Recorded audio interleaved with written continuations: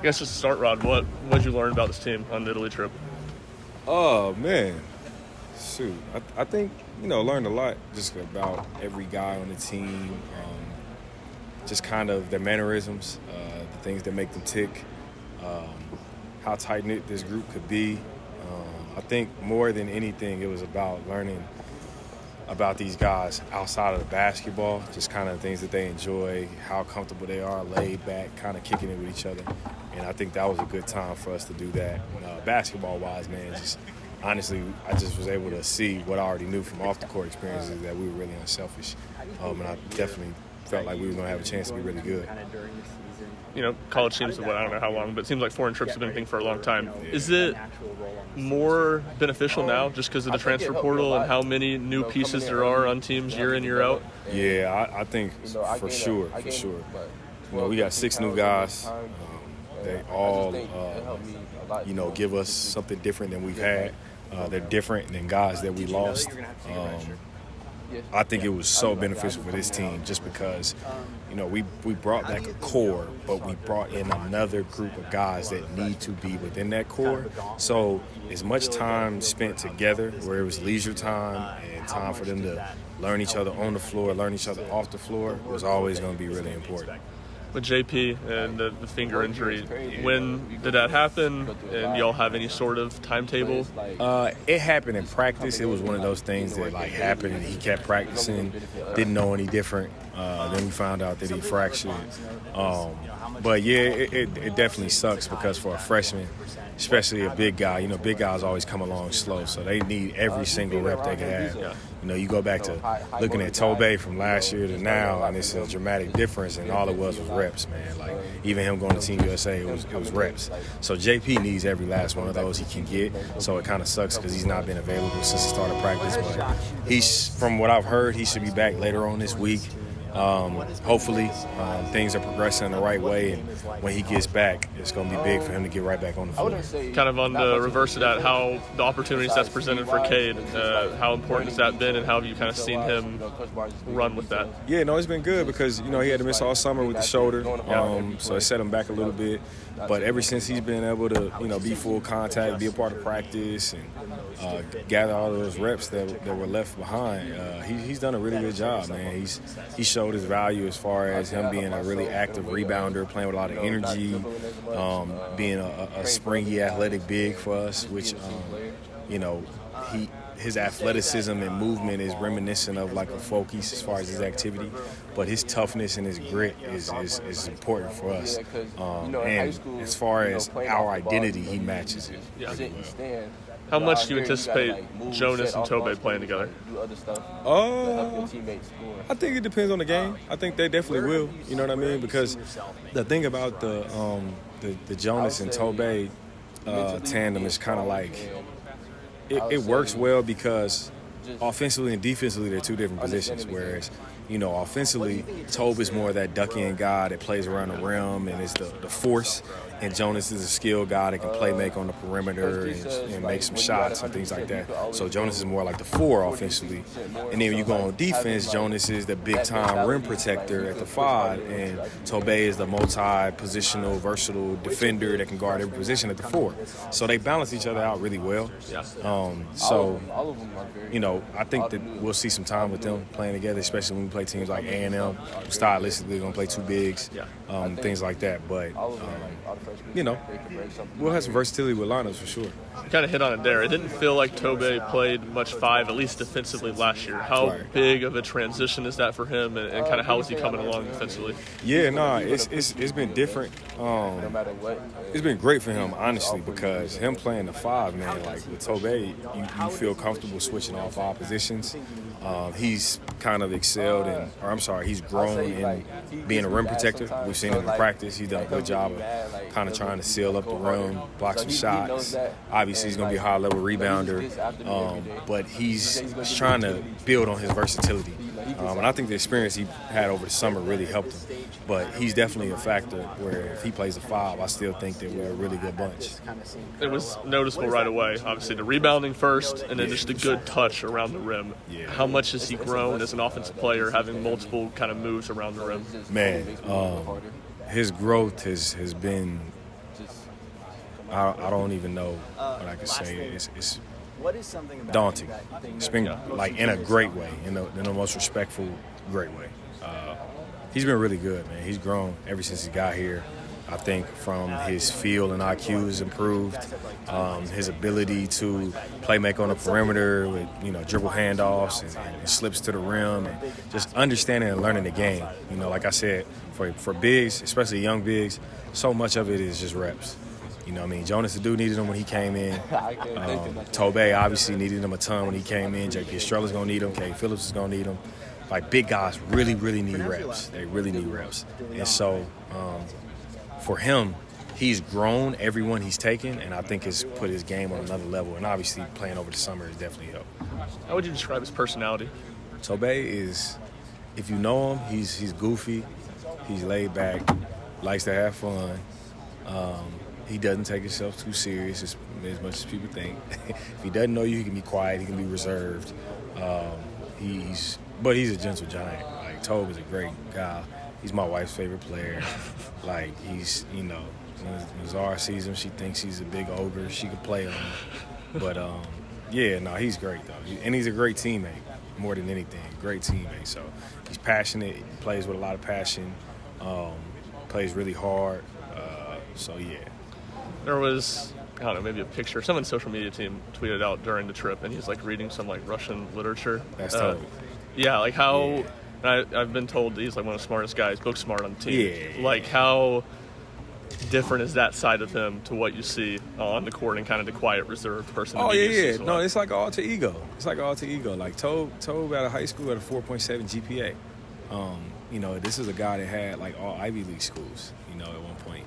So Tobe is a scholar first. He's extremely exquisite. He's very, very bright. Likes to learn, which has been great for him, even as a basketball player, because he wants to learn. He wants to be really good. But he doesn't take himself serious, but he takes what he learns very serious. But then, when he plays basketball, he's like this big physical wrecking ball that doesn't care who's in the way. He's going to grab every rebound and be physical and bring this force to our program that we need. But his identity on and off the floor as a person and as a player is like a perfect fit. Between Jahmai, Josiah, Dalton, how intriguing, exciting is the small ball lineups y'all can run and the different type of things you can throw it. Versatility you can throw it at just from different small ball type lineups. No, this team this is going on my third year here. I think this is the most versatility that we've had with lineups. It's the most depth that we've had. This is the most shooting that we've had. This is the most playmaking that we've had. And it's great because a lot of these guys that have been in the program have gotten so much better. Yeah. So with the new guys that we've added, like I say, we added 6 guys to our program, and 5 of them are extremely offensively gifted. You know what I mean? So, and the other one is still growing in that area and is going to be gifted in that. So, like, Jahmai is a guy that can, him and Josiah have played 1 through 4 in this program. Started big games at every position in the program. Yeah. They know every position, whether it be offensively and defensively. So it's kind of easy to kind of put them in and plug them in and play. And then, with Dalton, he's offensively, he's unreal. And I think people are our fans are gonna love him. People around the country are gonna see how good he is, because people know he's good. They don't know how good he is because he played in Northern Colorado. Nobody really saw. But our versatility within our lineups, it's exciting, man. It's exciting for us as coaches, and there's so many things we feel like we can do to where any situation in the game, we feel like we're prepared for it. How far is Dalton away from being where y'all want him to be defensively, especially at the 4 spot? Man, he's got some work to do, but he's been getting better. He's getting better every day. Guarding the 4, man, a lot of it I think just takes a lot of knowing where you're supposed to be, not giving up ground, and in the SEC, man, it's not a lot of teams that play traditional 4, man, if we're being honest. Yeah. You know what I mean? Like, you got the Texas A&Ms of the world that will. I can't remember who else off the top of my head, maybe Kentucky, but most guys are going to run out with a 6'7", 6'8", big wing at the 4. And so for us, we feel like we can match that, especially with him because he's super athletic. I think for him, he's having to do something that he has not had to focus on a ton in the past. And I know when we first got him, everybody was like, oh, how's he going to play there? Because, defensively, that's what they're about. And, people got to remember, he adds a different dimension to our team. We were the number one team in the country in defense last year, but, I think it was 56 offensively. So he still brings something that we desperately needed. But that doesn't mean that he's going to lack on the other end. We tell Dalton we need him to be extremely solid. Like Damian Lillard had an interview with the Bucks, and he was talking about how I became a serviceable defender year in and year out in the league. That's what we want Dalton to get. Just compete. Kind of lead me into a broad question I have, big picture question. At least since you've been here, really multiple years, probably going back before that. It's been a consistent top 25 program because it's elite defensively. And y'all have, personnel-wise, seemingly addressed to try to be better offensively. How do you balance trying to push more, find more offensively without losing that defensive identity? Yeah, I think that for us, man, we're always going to be who we are. We're a tough, hard-nosed defensive group that wants to make sure that we don't give anything up easy. We're going to compete at a high level defensively. And then offensively, man, we got some firepower. So a lot of times I say this, people don't understand how tough it is to be a consistent, brutal, driven defensive group when you're not scoring a lot of points. Yeah. It's hard to stay focused on that because a lot of teams only defend when they score. You know what I mean? So for us, we look at it like this.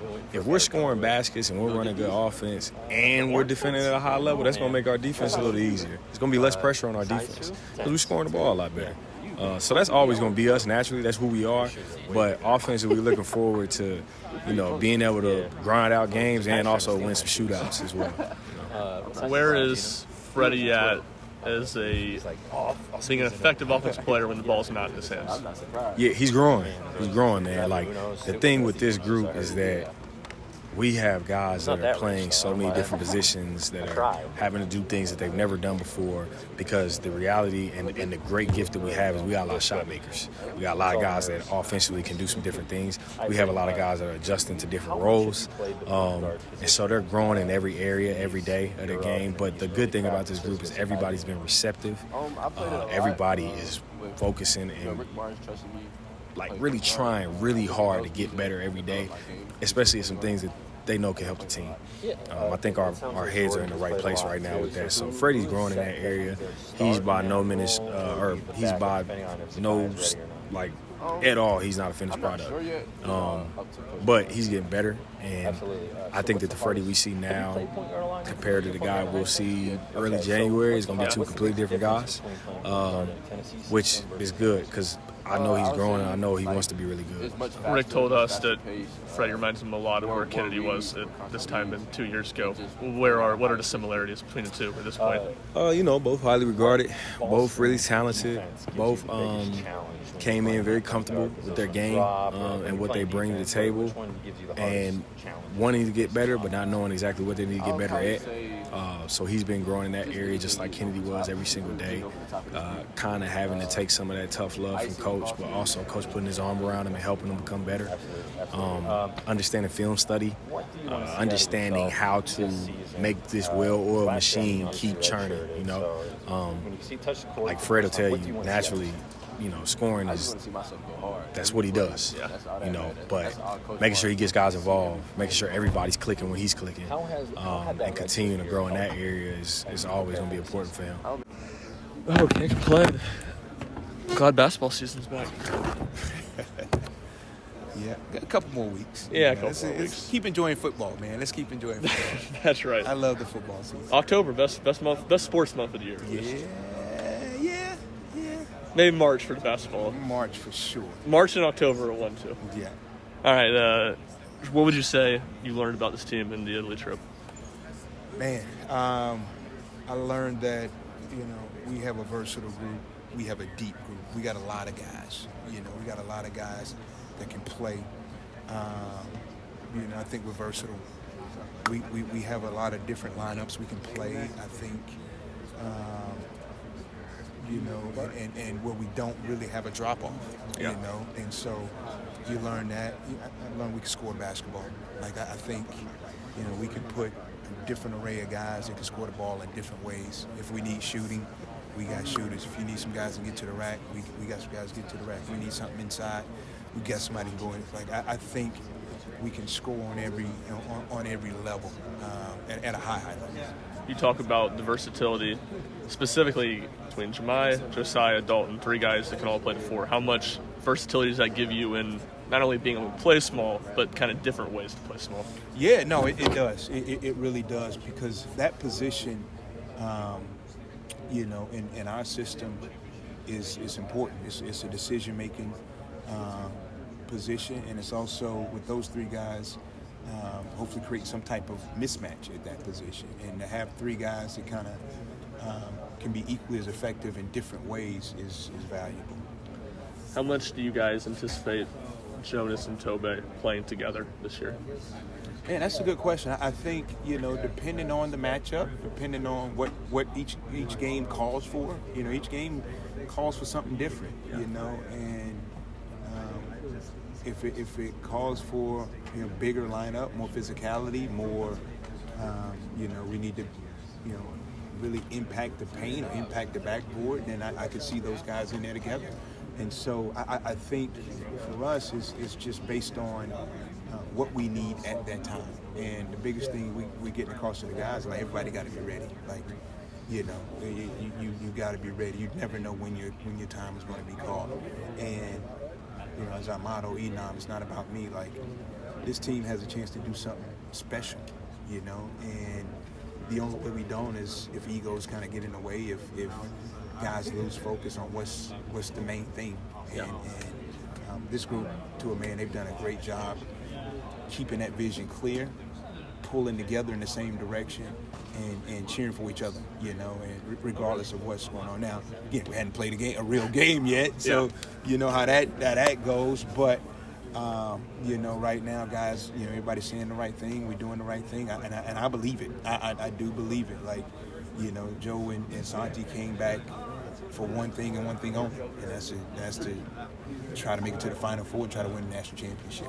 And so, with those 2 guys leading the group, and willing to sacrifice whatever they have to, I think the vision gets even clearer for the rest of the guys. Correct me if I'm wrong here, but it feels like Tobe didn't really play the 5 any, and was predominantly the 4 last season. Mm-hmm. How have you seen him grow in the playing the 5, and particularly on the defensive side? Yeah, because our 4 and 5 defensively, for the most part, is just drastically different. And so he's grown. He's still continuing to grow in that position because of, you're going to be in, 45, 50 ball screens a game. Yeah. And at that position, there's not a lot of switch. And you got to have a great feel of, when your guard's getting back in front, where to impact the ball. If he does get clipped, what's your different calls? All of that stuff, you're kind of the anchor of the defense, the center of the defense. And so it's a progression he's got to make, and we don't expect it to happen overnight. He's getting better, but there's still room for growth in there. So he's growing, but he's not where we want him to be yet. But I have no doubt he's going to get there. Flipping into the offensive side with him, from the minute he stepped on campus, the rebounding and the touch around the rim were very evident. How have you seen him kind of add to his repertoire over this summer? Yeah, you know what? He's been able to expand the range, Like, I thought early on he had to be 2 feet in the paint, go up and finish would be the only way he could he would get it. But now you're seeing him catching off the block, have a little game off the block, whether it's, getting to the middle getting 2 feet in the paint to a finish, or even finishing, on the block or off the block. So you've seen him grow with the range in his low post package. How would you describe his personality? Tobe's funny. He's a funny dude. Like, once you get to know him, he has a subtle kind of quiet humor to him.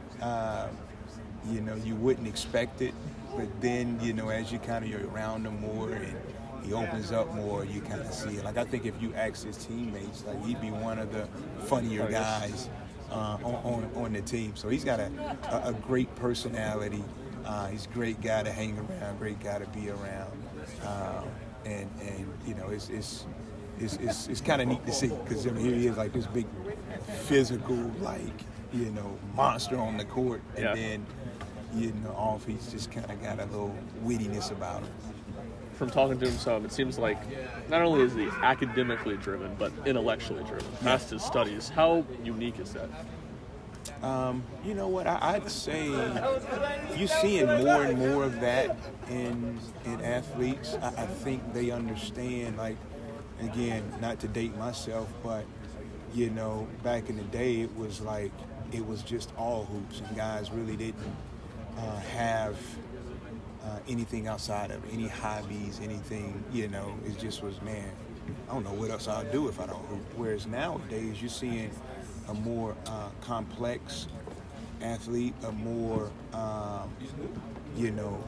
educated in the sense of like social issues, social matters, whether it's business, whether it's finance, whatever. You're seeing an athlete that's a lot more well-rounded because of access to so much information, because, I mean, you essentially the computer in your hand, you got access and info and everything, and with the new AI and the chat GPT and all of that, I think I said right, GBT, whatever. GPT, you can get the answer to any question you may have. And with that, I think guys are like, they're open to more things. And so, but yeah, it's great to see. It's great to see guys have other interests outside of basketball. Yeah. And, Tobey is just one example, but, I think all of our guys kind of, you'd be surprised at what they're reading, what they're watching, what they're kind of studying, and what other interests they have as far as, because even with the branding and all that stuff that's going on, like, it makes sense to have interest in other things. People talk a lot about specifying in one sport, and how that can be a bad thing for high schoolers. Mm-hmm. What does it say about him and his family, I guess, too, that in high school, obviously he didn't have a ton of big-time college basketball offers coming, and he was still very interested in all these other things academically, these different interests outside of sports completely. What does that say about him and his family? What it tells me is that, they kept the main thing, which was education.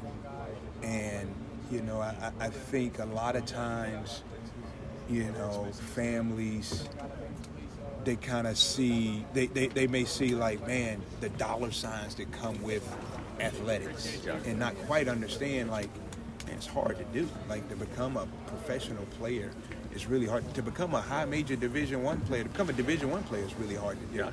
And so they never let him lose focus on, like, look, man, this is about education. And if basketball happens to work out, great. But you'll still be able to get an academic scholarship. And you also have options based on your academics. Like having an Ivy League option as a basketball player is like huge. It's huge. And, I know for him and his parents, it was a tough decision. Yeah. Like, do you go to Tennessee or do you go to Yale? Where, where that degree's gonna work for you for the rest of your life. And Tennessee's a great education, but you're talking Ivy League, right? And so, he was fortunate enough in a position where he could make that decision. But had he not, had the taking care of business on the academic side, he would have limited his selections. And so I think it speaks volume to him and his family. They kept the main thing, and he never got lost in it. He never got lost in, oh man, I'm just gonna play ball. I don't forget my books. Like, he always kept going in it. And I always believe, and I still do, and always will, like, the best basketball players are smart. They're smart. Like, they pick things up quickly. Don't have to be told things over and over again. They're disciplined. A lot of high school stuff is just being disciplined, doing your homework, getting it turned in every day. You show me a guy that doesn't get his homework done, isn't a good high school student, and I'll show you that same guy who doesn't reach his full potential. He may be a good player, but he'll never reach his full potential because he lacks the discipline, everything that comes with and getting an education. And so for Toe, like, I have no doubt he's going to max out at what he has. Where does that mean he'll end up? I don't know, but I know he will max out because he has the discipline. He's a smart guy. He has IQ. Like, all of that stuff, it matters. And that's stuff that we evaluate as coaches when we go through this recruiting process, you know, and you talk about fit, what fits it, like that fits us. Last thing I got for you, more of a macro question, and you touched on it a little bit earlier, but since you've been here probably longer than that, this program has been week in, week out, top 25 program, largely because elite defensively, and the offense has been up and down. Personnel-wise, it seems like y'all have made that an emphasis this year to get better offensively. How do you mesh with that with players that aren't as you brought in really good offensively, maybe not quite to the standard defensively, and keep the defensive identity while getting all the good things that the offense personnel brings? Yeah, that's going to be the key. That's going to be the key. How quickly can we get those guys up to speed defensively and improve in that area? And there's no magic wand. You know, and here's the great thing about defense: anybody can play D. It's a mentality.